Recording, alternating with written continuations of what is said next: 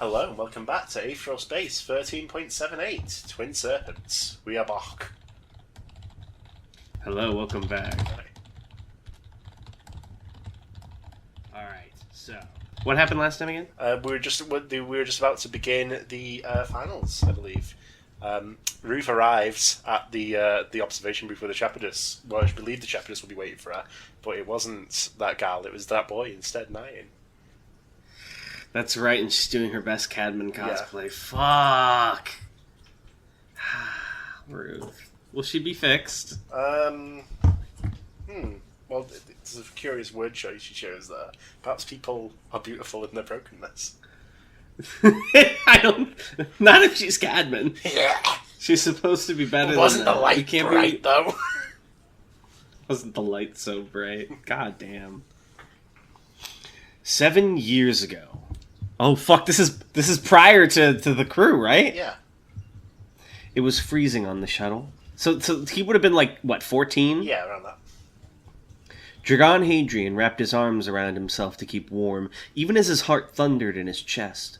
The jacket he'd been given at the recruitment station hung limp from his form, slightly too big, providing little protection against the chill. When he breathed, a cold mist rose from his mouth, but that was no bother.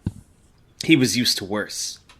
As the shuttle, one of many, zoomed through the sky, Dragon cast a glance back at the planet where he'd spent his entire life. Already, the breather city he'd grown up in had vanished into the blackened clouds. Sorry, should have been city lowercase. I was so scared, sorry. Good riddance. If he never saw this place again, it would be too soon. In the end, he hadn't told Fix about his intentions of leaving. There hadn't been a need to. They weren't family, and there was no need for the bastard to know what Dragon was doing. Hopefully that rocky face was another thing he'd never see again. He wrapped the jacket tighter against his body, doing his best not to shiver. Throughout the shuttle, the other young recruits were getting to know each other, babbling excitedly and filling the ship with noise. Let the future grunts have their fun, Dragon supposed. Unlike them, he was on a fast track to a cushy position in the admin corps. The merits of being a cogitant of consequence, he supposed. This is fucked because, I know cogitants technically do have the skill, but is this not, discrimination?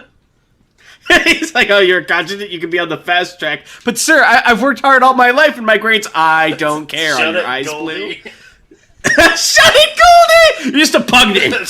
Get used to it. Here's a gun. It's like, I have a PhD, I don't give a swag. If that ain't the name of a firearm, I don't want to hear it. Here's so your PhD 44. PhD 44. Is that a cannon gun in Aetheral Space? As the ship finally left Crestpool's diseased atmosphere, Dragon found his gaze drifting to the window once again. The dark smog of the Crestpool clouds had been replaced by a true void, pure black in every direction, a night without end, an infinite ocean of ink. But that wasn't what grabbed Dragon's attention. What did that were the stars. In the Breather City, all light was artificial, all air recycled. The idea of a sun was a bad joke, the closest thing a pale glow through the clouds. Quite often, Dragon would stand on one of Breather 19's balconies and stare up, trying to see them. He'd read about them in books, seen them in the videographs, these things called stars, lights that made themselves... I know you copied this from an earlier chapter. Yeah, but every time it comes up, it's the same paragraph. It's a recurring motif. He never saw a thing. For all he knew, these things called stars were pure fiction. For all he knew, the world that he saw was all there was. But still, stars burned all by themselves, perpetual, never needing anyone or depending on anyone. There wasn't a thing in the world that could hurt them. And they shone so bright, like nothing else in the universe, bright enough to light up the dark. Dragon Hadrian had thought that he would quite like to be a star. Now, finally, he could see them clearly, twinkling against the darkness, all around him like they had climbed out of his dreams and painted the skies. The cold breath lingered against Dragon's lips, but a smile did not arrive there. Oh, Dragon Hadrian blinked. I thought they'd be brighter. No! He's never been happy! When has he smiled? Aetheral Space, Arc 13, Part 5. Supremacy. Is this the final part? Yes. And this is a short one, huh? It'll be shorter than the others, probably, yeah. Oh, fuck. What was Stenhouse's voice again? I remember it being, kind of advisory. Yeah. But I don't remember. Well, it's kind of like that. Was it this? Yes, I'm Ian Stenhouse. Is that correct? Yeah. Sure. And Stenhouse waited for history to unfold. As special envoy to the body, he'd had his pick of the litter when it came to observation booths for the final match, and he'd made his choice well. Comfy seating, automatic servants, and a splendid view of the entire arena. Aeon, that's his name, right? Sipped his wine as he looked at the empty rectangle below, waiting for the participants to appear. On one side, there was Miser? Yeah. Or Mazer? Miser Dragon Hadrian, the so-called shooting star. Miser Moores was in good with him, so it was in Aeon's best interest for Hadrian to win. Is that like their Mr. version? He's from a particular planet that uses that. Of course, that didn't mean he could do anything to make that happen. At this point, everyone was watching was nothing but a gambler, especially with the other contestant being such an unknown quantity. Mai Zaklima, the only daughter of Cadman the Indolent. She was young, but Aeon had heard on the grapevine that she possessed a truly atrocious aether ability. Perhaps that could turn the tide in her favor? Fate adored an underdog, after all. Whatever the case, all there was to do now was sit and watch, and that was an experience Aeon Stenhouse intended to enjoy. He raised his wine to his lips once more, only to pause as the doors slid open behind him. He turned his head, ready to complain to whoever had invaded his privacy, only for the words to die on his tongue when he saw who it was. Slowly, he put his wine down on the table before him. Swallowing, he steadied himself, forcing his body into a state of apparent calm. "What are you doing here, Rachel?" he asked as casually as he could. The shepherdess smiled back at him. She had a plastic bag in her hand and raised it with a cheeky grin on her face. "I brought snacks," she said cheerfully. "Mind if I watch the finals from here?" He took a deep, tense breath through his nose. "Can't someone like you get their own observation booth?" "Of course I can," the shepherdess replied, stepping into the room as if he'd agreed. "But I don't like having my names on things. You know that. Move up. I want to sit down." Freeloader. Slowly, Aeon acquiesced for real, sliding down the length of the couch and giving her room to sit next to him. Humming happily to herself, she rummaged around in her bag and tossed him a can of juice. Wine forgotten, he popped the cap and took a sip. Roryberry, his favorite. Of course. What's Roryberry? It's his favorite. What's it taste like? Roryberry. You wouldn't know. You wouldn't know. If you don't live in... What's it most similar like to? cherry. Come on, could be cherry. Okay. Sour cherry. Okay. He turned his gaze to the window, looking blankly ahead. "You seem in good spirits." "I am," the shepherdess replied, eating some chips. "It's been a great dawn contest. A little sketchy at some points, but we made it to the end, right?" She nudged him with an elbow. "Right?" "Don't touch me. That's someone else's skin you're wearing. Someone who never existed." Wait. How is Aeon related to her? When Aeon Stenhouse had first met this woman, he'd known her as Rachel, the adopted daughter of one of his father's colleagues. They'd played together, gone through school together. Oh, wait! Is this, So his father's colleague was Gregory's dad? No. What? Oh. Because I thought she was posing as Gregory's sister, so I thought maybe you went to the same school. No, Marie was like posing as Gregory's sister. I'm stupid. The adopted daughter of one of his father's colleagues. They'd played together, gone through school together, grown up together. Or rather, he'd grown up with her. She'd led him by the hand to the position he was in now. And why? The shepherdess put her feet up on the table. For such easy convenience. Wow, so she, spent a lot of time around him. Wait, did that mean she was, pretending to be a child? Yeah, she's fucked. How did she pull that off regularly? She can change her Can she age. age? Oh, She got fuck. the time powers. Jesus She's Christ. the worst. Aethetic makes her age backwards, remember? I know, but and then oh god, how but that must have been so much work. Oh god, why? For such easy convenience. She's a Yeah, freak. she is a freak.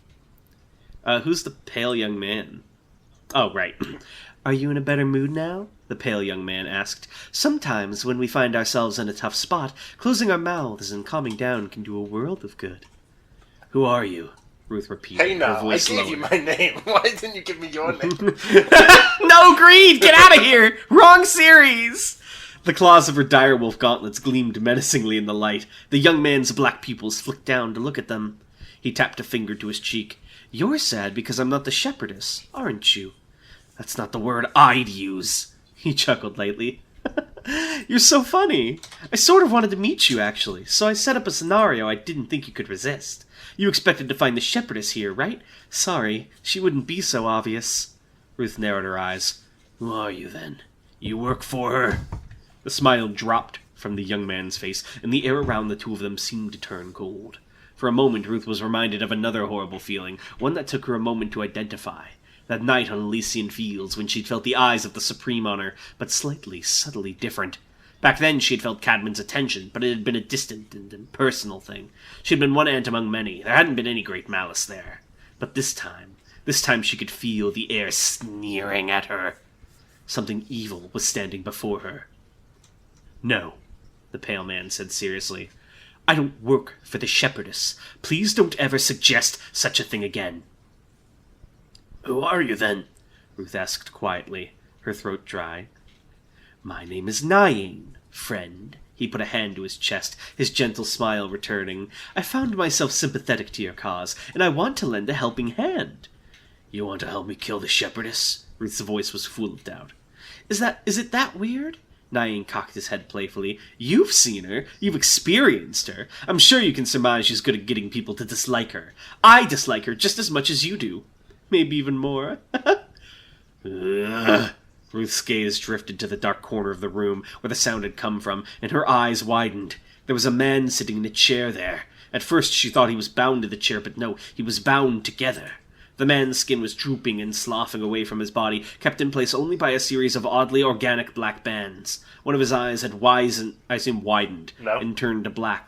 Wizened and turned to black like a raisin, while the other trembled beseechingly in its socket. A half-collapsed jaw twitched, an incoherent and barely audible moan oozing from his open throat. Who's he? Ruth demanded. What's wrong with him? Nyane turned to look at the man as if remembering he was there for the first time. Oh, you don't recognize him? He asked, surprised. This is Brett Del Boros. He was doing the commentary for the Dawn contest until pretty recently. It's thanks to him that I've been able to keep track of the shepherdess's comings and goings. A silver eye is a pretty useful thing to have, right? Ruth didn't know this man. She hadn't paid attention to whatever commentary was played over the Dawn contest. But even if she didn't know him, even if he didn't know her, there was no human worth the name who could look at a sight like this and not feel fury. What have you done to him? She barked. Well, Nyane laughed lightly, rubbing the back of his head with a hand. It was actually sort of a team effort, if you're that curious. Yeah? Originally I had the Forest of Sin, presumably. Originally I had the Forest of Sin moving him around, but after Paradise Karen passed away, I had to take over myself. As you can see, it's a little gross, but there's always some of that when a starship gets a new captain, right? Ruth glared at him, her claws ready. She could be upon him in a moment, she knew, stabbing these claws into his body, but surely he knew that as well. There'd be countermeasures. And besides... What is it you want from me? She whispered, throat dry. I told you. His kind smile deepened. I want to help you kill the shepherdess. Silly. A dull weight settled in Ruth's stomach. This person, this Nyane, if he was telling the truth, he was someone who hated the shepherdess just as much as her. Someone who wanted her dead just as much as Ruth did. He'd been able to arrange all of this. He'd been able to set things up and lure her here. Someone with those kinds of resources could be very, very useful. But, the man in the chair, but, her revenge, but, the shepherdess, but, Alice, Rex. What do you say? Nyane asked. Bloody light cast its glow over Ruth's face as she wrestled with the answer in her throat. She squeezed her eyes shut, she clenched her fists. Finally, she opened her mouth to answer, only to be interrupted. There was a sing-song beat as the arena's announcement system activated, and a moment later a smooth computerized voice made a proclamation. Attendants and participants, please be aware of a change in the upcoming match. The Supreme Heir Aklyma has elected to invoke proxy law and bequeath her title and rights to another. As such, the final match of the Dawn contest will be between Dragon Hadrian and the Toy Muzazi.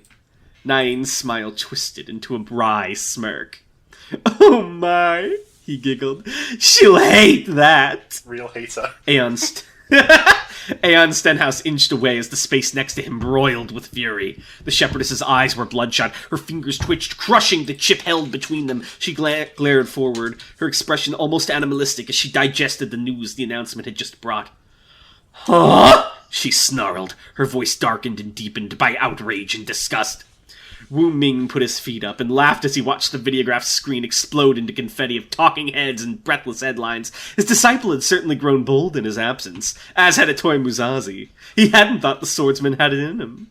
Ethically, it's probably a little shitty, he chuckled, raising his glass, but it's a 10 out of 10 for the spectacle.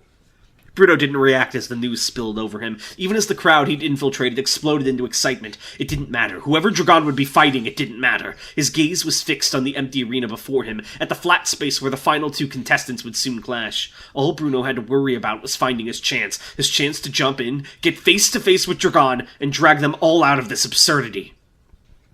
When Dragon Hadrian had heard the news about Atoy Musashi, about Acclima, he had to admit he'd felt a moment of anxiety. The guaranteed victory he'd arranged was no longer quite so guaranteed. Musashi had become strong. Anyone who'd watched the previous matches would be able to tell that. There was a good chance that he'd be able to win. Dragon Hadrian had felt that fear real and true, but that had been more than an hour ago. Now he was as calm and tranquil as a monk. He truly was grateful that he'd managed to enlist Gretchen Hale's assistance in this Dawn contest. If not for her, he'd never have received the advanced warning of the switch. There's a rare actual mistake here. He'd managed to enlist Anya Hapgrass's assistance in this Dawn contest. If not for her, he'd never have received this advanced warning of the switch, and he'd never have been able to make the preparations he needed. Everything was still slotting into place for him. That was the only thing that mattered. The only one who decides what happens is me. Oh, it changed! It changed a while ago, yeah. He's a fascist! He threw a white cloak over his black bodysuit, already mid-stride towards the exit to the throne room. The branches of the Tree of Might lined up on either side of the door, forming a corridor of bodies, bowing to Dragon as he passed. He didn't look at them, though. His sapphire eyes remained fixed right forward. His was a gaze forever on the future. That was the image he intended to convey. "Zero Branch!" Xander said, bowing lower than any other. "We await your return!" Dragon deigned to glance at him. "That's the last time you'll need to call me by that title, Xander. By the time I return..." He threw his arm out as he strode through the doors, spreading his pale cloak wide. You better past tense that stride, buddy. Or do strided. "I shall already be supreme." The noise that filled the arena of the Absolute was a mixture of jubilation and derision, aimed at both participants. Few could deny that Dragon Hadrian was powerful. His performances against Paradise Karen and Palatine had more than proven that. However, the numerous matches he had effectively skipped in this Dawn contest, subterfuge clear for all to see, suggested a cowardly streak that many traditionalists did not approve of. His association with the Tree of Might had hushed those doubters slightly, but not enough that they couldn't be heard at all. So, cheering and booing. Atoy Musashi, on the other hand, had been hugely popular. His conduct and strength were what people like to see in a true warrior of the supremacy, and his hard-fought matches had won him the adoration of the people. That had been before his defeat against Palatine, however, and before he had suddenly reappeared. To those watching, the sudden replacement of the supreme heir by her chief bodyguard was more than a little suspicious. Already rumors of a coup were rampant. So, cheering and booing. Roughly a 50-50 split for both sides. Perfect. The two finalists walked down the lengths of the arena, coming to meet in the middle of the flat plain. There would be no special environment this time, no gimmick, no artificial landscape to be ruined, only these two and the power that dwelled within them, doing their best to kill each other. They couldn't have looked more different. Dragon Hadrian's white cloak seemed to shine in the light as it fluttered in the wind around him, a stark contrast with the black bodysuit he wore underneath. Cold blue eyes glinted, framed by silver hair that waved through the air like a second radiant garment. Inhuman in his cleanliness, almost angelic. To be frank, it looked as if he'd never seen a speck of dirt in his life. Atoy Musashi was quite the opposite. It was as if he'd been dragged through all the pits of hell on his way here. His clothes were disheveled and filthy, his face covered in dirt, a combination of sweat and rain and God knows what dripped off of him, leaving a repugnant trail as he moved. He glared with his one good eye, the expression more like a rabid animal than a person. Already he was preparing the radiance at his hands, ready to launch forward the instant the match began. The two faced off. Whoa, shit! Yo! Well, Dragon looks... Oh my god, what happened to his face? He's League Imperious. Oh, look at these two. They're each at 120% of their power. What happened to Musashi's sick white jacket? He lost it in the sewers. Did he really? Yeah. So now he's just Suitman? Yeah. Oh, fuck. Musashi! Dragon smirked humorlessly. You've seen better days, Atoy Musashi. Musashi said nothing, just continuing to heave out haggard breath. He is in no state to fight Dragon. He is in no state. What is happening? He even looks tired in the image. He's dirty. He's been through the sewers although he got here. He's so cooked. The voice of the announcer boomed out from above, drowning over the noises of the crowd. 5, 4, 3, 2, 1! An instant of silence, and then... Begin! And then they just do an epic rap out of history. The name's a Toy Muzazi, and I don't like the paparazzi. No, I'm just shitty raps from the 2010s. Oh, wow. What a chapter, huh? Yeah. Oh, my goodness gracious. How are you feeling? Feeling good. Oh, Lord have mercy. Give me a second. We have questions, don't we? Me too.